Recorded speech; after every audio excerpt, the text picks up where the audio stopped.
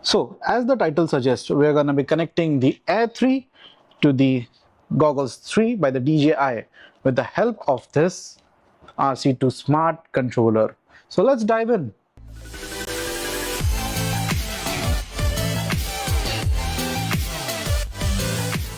So first things first, we're going to turn on the Air 3 by inserting our batteries. So here's a bonus tip. Never turn on your drone without the guard being there.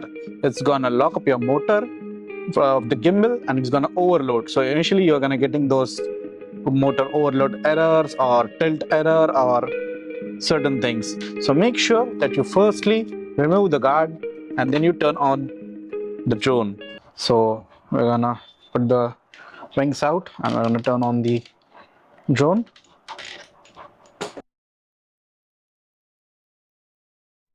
Okay, so here's the so we are gonna get the slider on. It says status. You're gonna click on that with the 5D joystick. So it's gonna say DJI Avatar 2 switch, and then we're gonna go here and select DJI Air 3. Wait, so it's gonna give us the message that wait until switch is complete.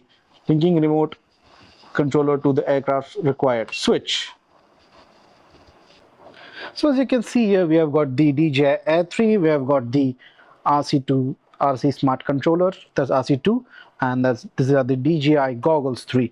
So here you can see that the power button, so initially you'll have to press this for a few seconds and the light's gonna blink up and it's gonna start looking for the connection, and here with the DJI Air 3 you're gonna push this for a few seconds and it's gonna go for the connection. So this entire screen, it's gonna go black after that. Okay, so as you can see here, it gets connected to the controller and this entire setup is now connected in a sync.